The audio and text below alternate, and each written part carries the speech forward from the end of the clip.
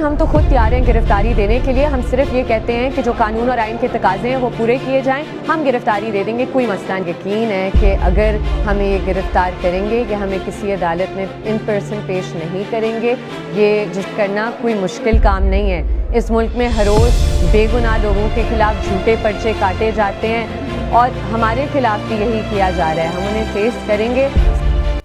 पाकिस्तान में सबसे महंगी चीज क्या है? Not gold, not petrol, not even real estate, it's free speech. और ईमान मजारी का केस उसका परफेक्ट एग्जांपल है। 2 lawyers newly married and suddenly behind bars, all because of words? Yes. Iman Mazari, daughter of a ex-federal minister, human rights lawyer, activist, someone who dared to speak against powerful institutions. Her husband, Hadi Ali Chattha, also a lawyer, 2 educated adults, experts in law, yet the system caught them anyway. December 2023, they got married, and January 2026, they were under arrest. Think about that. A normal married life shattered in weeks, not by violence, not by theft, not by crime, but by tweets and social media posts. According to official sources, they were booked under PECA, the Prevention of Electronic Crimes Act, a law originally meant to stop cyber harassment, fraud, terrorism online. Sounds fair, sounds necessary. But here's the reality. It's being used to discipline voices, punish criticism, and control speech. Yes, their tweets were labeled anti-state. The system decided that their words weren't just opinions, they were criminal acts. For a second, your opinion, your honest expression, being treated as a crime? And it wasn't just words, it was a symbol, a warning, a message. Think before you speak. Let's talk about the tweet. It criticized an institution. It was bold, yes, but it wasn't a threat. It wasn't violence. It was opinion, observation, criticism. Yet Pakistan has reached a point where tweets can destroy lives, where typing your thoughts can land you in a courtroom, in jail, under threat. This is not just a case about one person. This is about the chilling effect on every citizen. Arrested, taken to court, sent to judicial remand, later convicted under multiple sections of PECA. But the impact is clear. Even lawyers who know the system are not safe. Lawyers protested.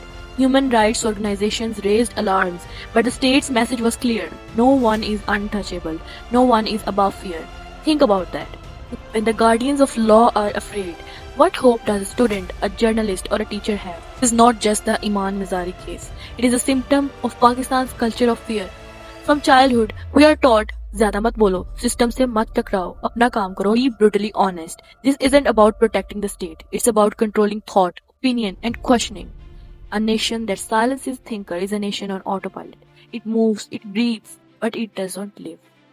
Why don't Pakistani people have speech independence? Because speech has consequences here, not social consequences, not debate, legal consequences. Compare this to any developed democracy. Speech is regulated after harm occurs. Here speech is controlled before it spreads. When fear replaces dialogue, mistakes multiply. When fear becomes normal, innovations die. When fear becomes normal, citizens stop thinking, questioning, and learning. This is dangerous for Pakistan. Deeply dangerous. Because nations don't collapse due to criticism, they collapse due to intellectual suffocation. When people are scared to speak, the wrong people make decisions.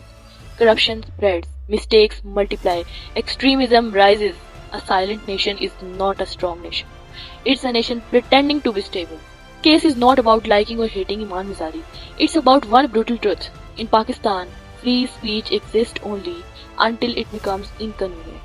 And once it becomes inconvenient, fear replaces freedom.